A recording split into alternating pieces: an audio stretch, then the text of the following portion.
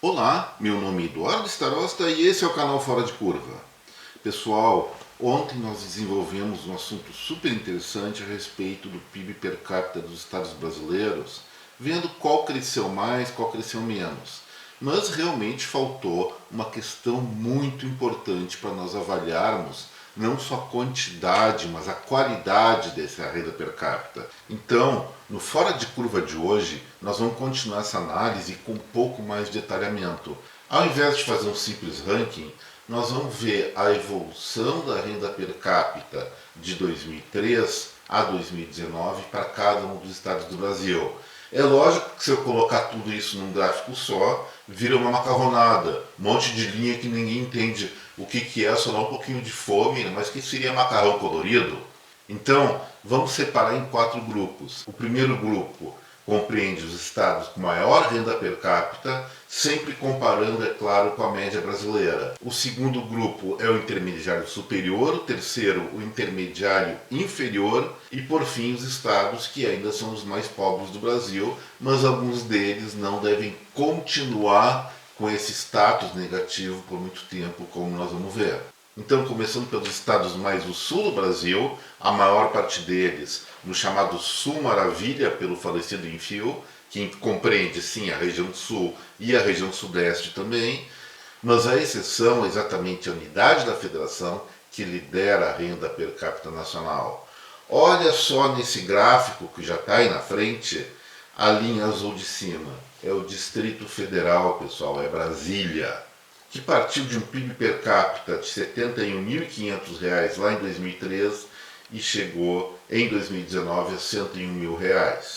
Está se expandindo. Pode ver uma coisa interessante de notar. Se a linha ela se distancia daquela área verde, que é a média brasileira, significa que o Estado, ou no caso o Distrito Federal, ele está enriquecendo mais do que proporcionalmente a média brasileira. Em alguns casos, daqui a pouquinho a gente vai ver, existe sim alguns estados em decadência, mas cada coisa no seu tempo. Sobre Brasília, Distrito Federal, o que dá para dizer? É verdade, ali está concentrada a administração pública federal e também distrital. Mas isso vem acontecendo a partir dos anos 50 e consolidado de forma a Brasília, capital federal, com praticamente todos os serviços públicos centrais lá, certamente a partir dos anos 80 e 90. Então a administração pública federal, a despeito de uma forte contratação de novos servidores lá em meados da década passada, não apresentou não grandes novidades. O que acontece no Distrito Federal é o seguinte: essa renda no centro do país, primeiro, atraiu uma série de prestadores de serviços que acabaram por enriquecer Brasília e as cidades satélites. Eu já falei sobre Taguatinga em uma edição anterior do Fora de Curva. É praticamente uma cidade independente de Brasília, com um padrão de vida muito superior à média nacional também. Mas o Distrito Federal, além dessa atratividade para bens, serviços, cultura, enfim, uma série de coisas, também virou um centro logístico do nosso país. Vocês podem ver até o aeroporto lá, Juscelino Kubitschek, ele é um dos mais movimentados do Brasil. Por quê? Porque além de lá passar o eixo das decisões, ali é o centro, ou um dos grandes centros da produção do agronegócio brasileiro, envolvendo partes de Goiás, partes de Minas Gerais, até Mato Grosso do Sul e Mato Grosso. Aí não podemos esquecer Tocantins. E aí grande parte da atividade secundária relacionada a essa produção agropecuária, ela ocorre lá em Brasília. E isso, evidentemente, enriquece muito esta nossa cidade, estado, que é a nossa capital. Mas depois, o que vem muito abaixo? Segundo estado com maior renda per capita no Brasil é São Paulo, o que não surpreende a ninguém.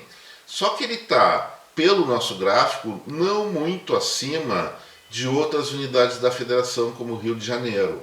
A questão é a seguinte: o Rio de Janeiro, olha só o que acontece, a linha verde que eu estou mostrando aí. O Estado entrou numa decadência econômica muito grande a partir de 2014, repercutindo isso diretamente numa brutal redução do PIB per capita dessa unidade da federação. As causas disso provavelmente estão muito relacionadas, em primeiro lugar, aos escândalos que nós tivemos no Brasil a partir daquele ano que passou a ser consolidado na questão da administração da Petrobras, o petrolão, como se dizia na época, e também muita confusão provocada pelos governos estaduais que vieram nas últimas décadas do Rio de Janeiro, e que não é segredo para ninguém que vários dos ex-governadores fluminenses estão presos, estiveram presos ou ainda vão estar presos. E a corrupção, gente, isso está provado nessa linha do Rio de Janeiro, ela detona com a vitalidade econômica e social de qualquer estado. De resto, nós temos aqui nessa primeira ilustração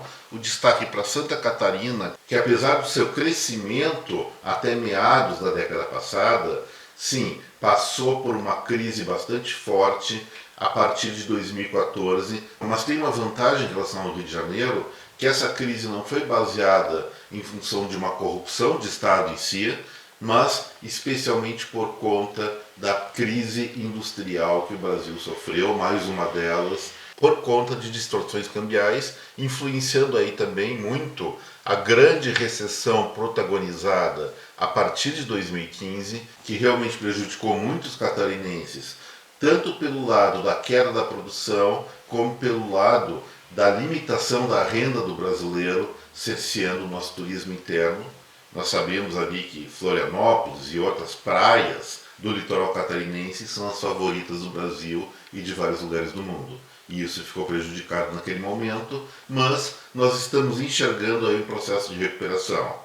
E depois, para finalizar esse grupo, nós temos Rio Grande do Sul e Paraná, e os dois sempre oscilando, um na frente, depois no outro ano o outro lidera, entre os dois, na questão do PIB per capita. Eles vêm crescendo nos últimos anos, mas por motivos diferentes, de maneira muito parecida. Já essa segunda ilustração que está agora na tela, eu chamo ela dos estados medianos superiores. O principal destaque positivo aí, a meu ver, é Mato Grosso, que vem avançando de forma bastante consistente, mesmo frente às crises brasileiras nesse quesito de evolução da renda per capita, muito em função do desenvolvimento do agronegócio por lá, dentro de um contexto internacional também francamente favorável. O Mato Grosso do Sul também não está muito longe dessa batida, dessa dinâmica, mas por outro lado, olha só o que aconteceu com o Espírito Santo, pessoal.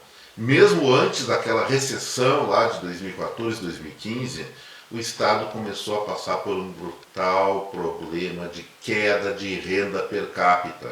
Ou seja, o Espírito Santo está sim empobrecendo. Mostrou uma reação de 2018, mas ainda está muito longe do patamar que estava lá em 2012, quando chegou ao apogeu. O que deve estar acontecendo lá naquele Estado?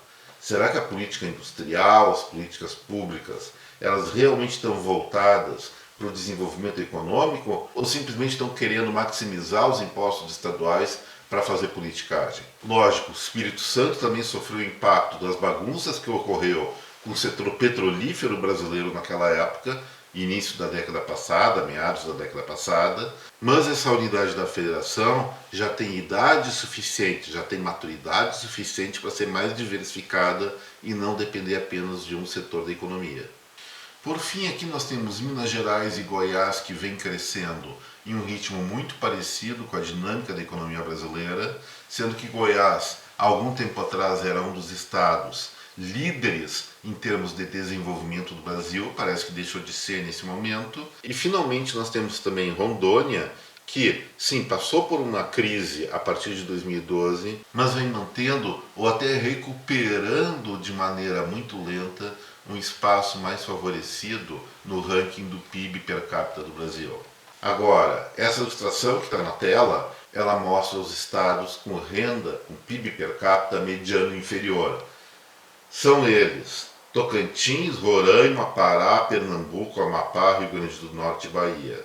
O destaque positivo aí é exatamente Tocantins, que foi o primeiro lugar no ranking de ontem, e mostra que o Estado está sim conseguindo agregar valor à sua produção, e isso vem enriquecendo aquela unidade da federação de uma maneira muito mais rápida que o Brasil. É lógico que lá ainda tem muita coisa por fazer. O grande desafio do Estado vai ser então quando chegar a esse ponto de começar a demandar o que nós chamamos de crescimento vertical ou aumento de produtividade.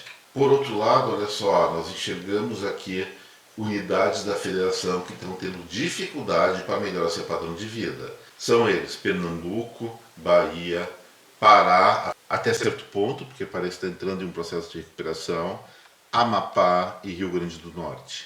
E finalmente os estados com renda per capita inferior do Brasil, e temos algumas boas surpresas aqui. Olha só a linha amarela que representa Alagoas. A renda per capita desse estado vem crescendo de maneira bastante consistente desde o início desse século. Por outro lado, nós temos problemas do seu vizinho Sergipe. O Ceará, ao que parece, chegou num ponto de topo e começou uma trajetória decadente.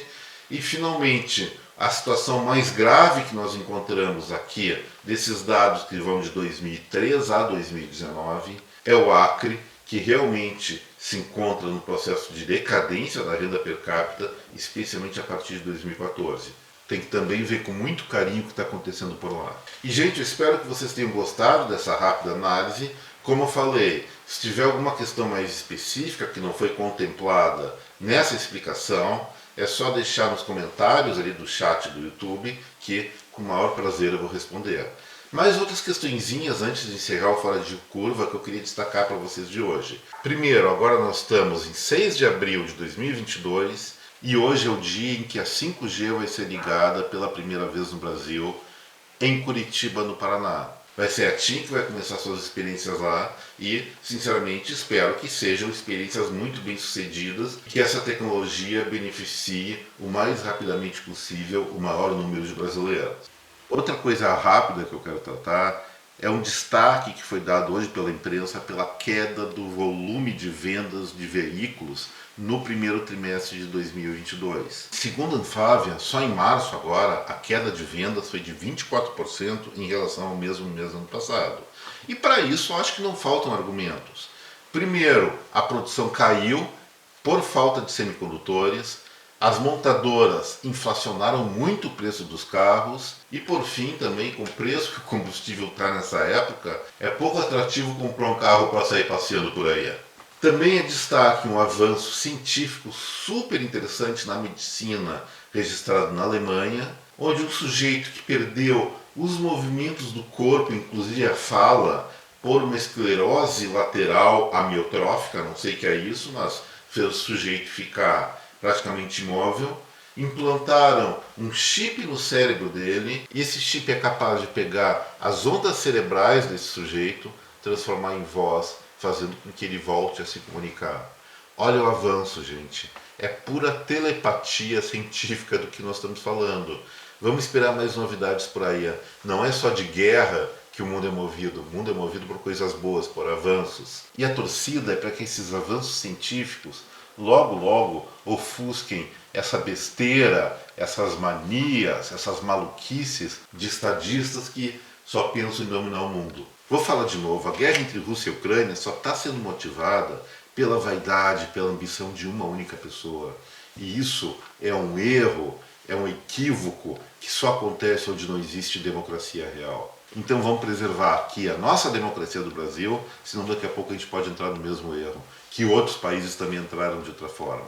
E para encerrar o Fora de Curva de hoje, eu vou falar o seguinte: eu estou assistindo muito debate de liberais, conservadores, e daí os liberais são ditos de esquerda, os conservadores são ditos de direita, mas aí os conservadores econômicos são de esquerda, os liberais econômicos são de direita, ou seja, é uma palhaçada só. E isso atinge até a nossa vida pessoal, gente. Eu vou dizer o seguinte: cada um faz o que quer, desde que não atinja a liberdade do próximo. Velha frase que ainda é verdade. E tem gente que gosta de exibir o que faz na vida íntima. E nessa questão tem um casal que costuma divulgar pelas redes sociais, mediante um módico pagamento, as suas intimidades. E daí a esposa desse casal resolveu dar um presente de aniversário para o marido. Qual foi o presente? Ménage à trois. Ou seja, botou mais uma moça dentro do colóquio deles e partiram para o rala e rola, lá para o rola e rala, mas o problema é que deu um imprevisto nisso tudo. a convidada acabou engravidando. E aí, como é que vai ficar a situação? Será que essa convidada vai fazer parte da família? De quem será o filho? Será do casal da convidada? Ou será filho entre o homem e a convidada, deixando a esposa de lado? Olha, eles que lidem com essa confusão. Mas eu vou recomendar uma coisa a cada um de vocês. Faça da sua vida o que quiser, evidentemente sem prejudicar o próximo. Mas o melhor mesmo é curtir os teus momentos caladinho para depois não entrar numa encrenca tipo dessa. E com essa, gente, o Fora de Curva vai ficar por aqui. Espero que você tenha gostado desse vídeo. E se gostou, não esqueça, botão no like, compartilhe esse material com a sua rede de contatos e se inscreva aqui no nosso canal. Mais uma vez, muito obrigado pela atenção. Até breve. Um forte abraço em cada um. Tchau.